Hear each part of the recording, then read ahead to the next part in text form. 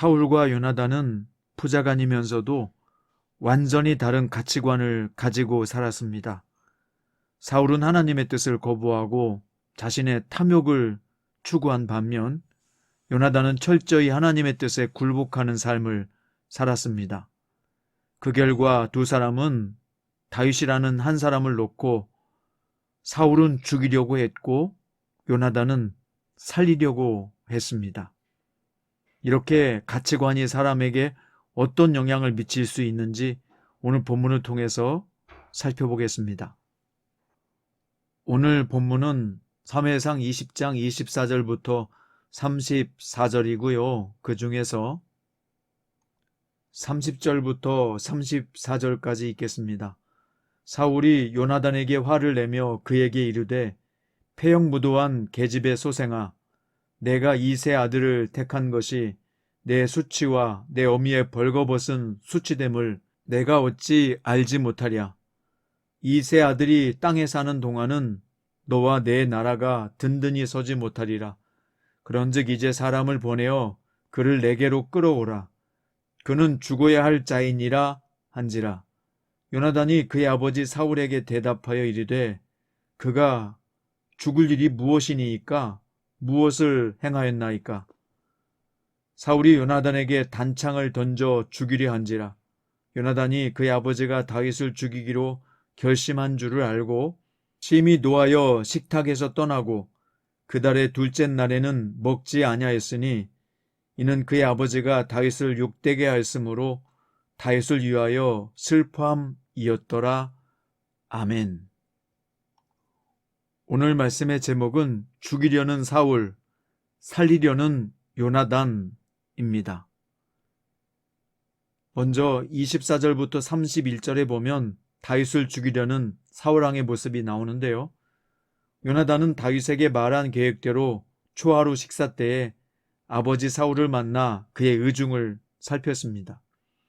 초하루 식사 첫날에 다윗이 자리를 비웠음에도 불구하고 사울은 다윗을 찾지 않았습니다.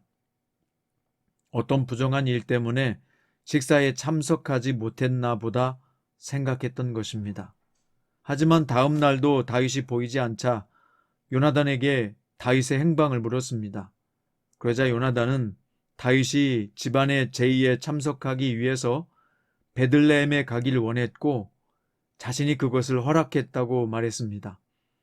그러자 사울은 아들 요나단에게 입에 담기 힘든 욕과 저주를 퍼부으며 불같이 화를 냈습니다.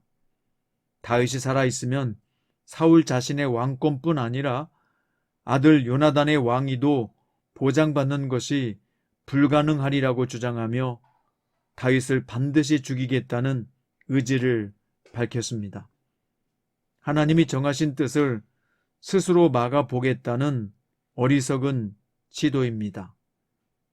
하나님의 뜻이 인간의 뜻으로 막아지겠습니까? 하나님의 뜻을 알았다면 그때부터는 순종해야 합니다. 하나님의 진노를 알게 되었다면 그때부터는 회개해야 합니다. 자, 32절부터 34절은 다윗을 살리려는 요나단의 모습이 나오는데요. 요나단은 또 한 번 다윗을 적극적으로 변호합니다. 이번에는 울분과 격한 감정이 함께 쏟아져 나왔습니다. 도대체 다윗이 무엇을 잘못했기에 죽어야 하냐는 것입니다. 그러자 사울은 요나단에게 단창을 던졌습니다. 요나단은 크게 분노해 그 식사 자리를 박차고 나옵니다. 그리고 아무 잘못 없이 미움을 받는 다윗을 위해 슬퍼합니다. 사울과 마찬가지로 요나단도 자기 집안의 왕위가 지속되지 못할 것을 알았습니다. 결국 하나님의 기름 부음을 받은 다윗이 사울을 대신해 왕이 될 것을 두 사람 다 알고 있었던 것입니다. 그런데 이 불가피한 상황에 대해서 두 부자가 보인 반응은 정반대였습니다. 그들이 추구하는 바 생각하는 바가 정반대였기 때문입니다. 사울은 자신의 계획이 이루어지는 것을 원했지만 요나단은 하나님의 계획이 이루어지는 것을 원했던 것입니다. 그리고 결국 요나단은 하나님의 뜻대로 사울 대신 다윗을 선택하기로 결정합니다. 그의 여동생 미갈도 그와 같은 선택을 했습니다.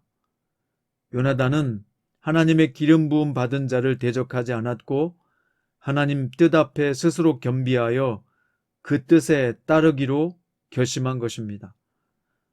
요나단의 이런 선택이 결코 쉽지 않았을 것입니다. 관계로 따지면 사울은 그의 아버지지요. 이해관계로 따져도 다윗은 자신이 당연히 물려받아야 될 왕위를 대신 차지할 사람입니다. 인간적으로만 따진다면 요나단은 당연히 사울 편에 서야 맞습니다.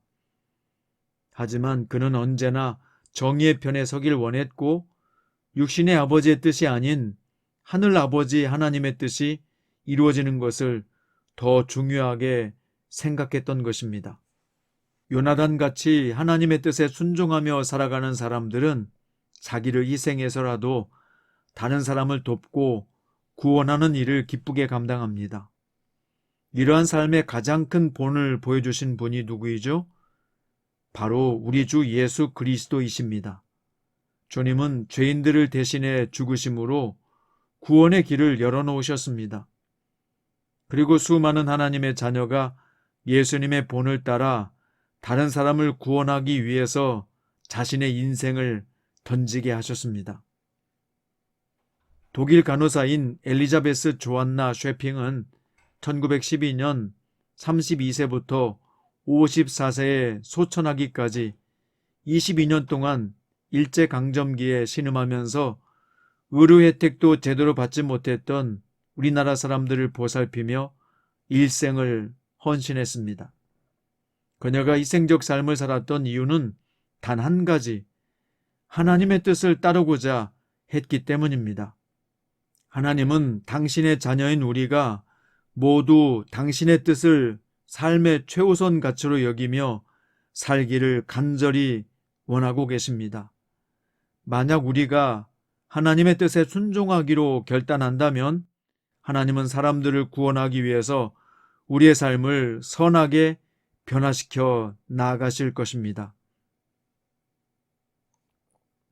오늘은 박대영 저자의 디도여 교회를 부탁하오 라는 책의 내용의 일부를 읽어드리겠습니다. 저는 아버지가 되는 것이 몹시 두려웠습니다. 한 번도 해보지 않고 한 번도 배워보지 않은 일이었기 때문입니다. 제가 가장 가까이에서 본 제 아버지처럼 될 자신이 없었습니다. 손봉호 교수님이라는 분이 계십니다. 그는 신학을 하러 유학을 갔지만 신학을 마치고도 목사 안수는 받지 않았습니다. 내가 신학 공부를 하고도 안수를 받지 않은 것은 목회자의 책임이 너무 무서워서다. 어릴 때 내가 만난 목사님들은 하나같이 그 무서운 책임을 존경스럽게 감당하셨는데 나는 도저히 그분들처럼 될 수 없다는 것을 절감했다. 지도자에 대한 기대치가 높고 더 엄중한 책임을 부여하고 더 큰 신뢰와 존경을 보이는 사회가 수준 높은 사회입니다. 특히 영적인 지도자의 자리는 참으로 그 책임이 더욱 무겁습니다. 목회자는 사람들의 삶의 의미, 가치관, 행동 방식, 직업 선택, 자녀 교육, 심지어 영원한 미래에까지 결정적으로 영향력을 행사할 수 있기 때문입니다. 잘못 가르치고 그릇 인도하면 함께하는 영혼들을 파멸에까지 이르게 할 수 있습니다. 경건한 설교자 스펄전 목사는 그가 책임졌던 신학교에서 두 부류의 학생에게는 입학을 허가하지 않았다고 합니다. 그는 너무 유능해서 모든 일에 성공하기 때문에 목회에도 성공하리라 자신하는 학생과 또 하나는 하나님이 자기를 목사로 만들기 위해 자신이 하는 모든 일마다 실패하게 하셨다고 믿는 지원자는 거부했습니다. 전자는 너무 교만해서 실패할 것이고 후자는 목회를 할 때도 실패할 것이라고 판단했기 때문입니다. 교회에서 일어나는 많은 문제들은 상당 부분 지도자들의 과오와 부덕에서 비롯됩니다.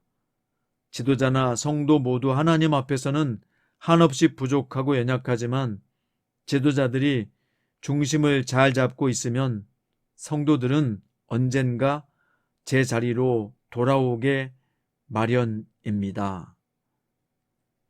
이 저자의 말처럼 정말 지도자의 역할이 참으로 중요합니다.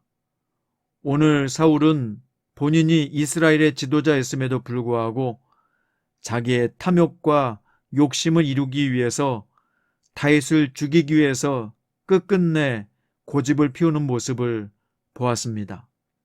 하지만 요나단은 자신의 모든 권리를 포기하고서라도 하나님의 뜻에 따르는 일에 적극적으로 순종하기로 결단했습니다. 우리는 오늘 하나님의 뜻 앞에서 어떤 결정을 하며 살아야 할까요? 죽이려는 사울이 아니라 살리려는 요나단의 길로 가야 할 줄로 믿습니다. 말씀의 결론입니다. 오늘 본문에서 요나단이 패륜을 저질렀다고 보기 어렵습니다. 그는 사울의 뜻이 하나님의 뜻과 상충하는 경우를 제외하고는 늘 아버지이자 왕의 권위에 복종하는 모습을 보였기 때문입니다. 우리는 살면서 복잡한 이해관계 앞에서 단 하나를 선택해야 할 때가 있습니다. 누구 편에 설 것인가, 어느 길을 따를 것인가 하는 고민이 이어지는 경우가 있습니다. 우리는 이럴 때 원칙을 분명히 가지고 있어야 합니다. 그것은 뭘까요? 성도는 하나님의 뜻에만 순종하고 늘 정의롭고 거룩한 편에 속해 있으면 결국 그것이 가장 복되고 지혜로운 선택이라는 것입니다. 사랑하는 성장큐티 가족 여러분, 오늘 또 죽이려는 사울이 아니라 살리려는 요나단의 길을 선택하십시오. 살리려는 그 길을 기쁨으로 가십시오.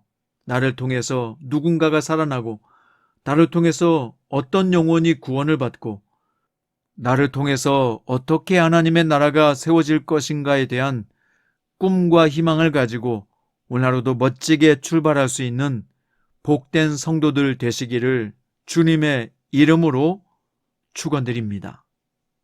기도드립니다. 주님, 우리는 오늘 본문을 통해서 죽이려는 사울과 살리려는 요나단의 모습을 보았습니다. 오늘 또 죽이는 자가 아니라 살리는 자로 살게 해 주십시오. 내가 살려야 할 사람은 누구입니까? 내가 위로하고 세워주고 격려하며 경청하며 손잡아줘야 될 사람은 누구입니까? 주님, 오늘 우리가 행하는 모든 길에서 우리 각자가 살려야 될 사람을 만나게 하시고 그 사람이 누구인지 감동을 주시고 그래서 살리는 자로 살게 하여 주시옵소서. 많은 사람을 옳은 대로 인도해서 별과 같이 빛날 수 있는 복된 성도로 승리하게 하시옵소서. 오늘 또 성령의 인도하심을 구하며 예수님의 이름으로 기도드립니다.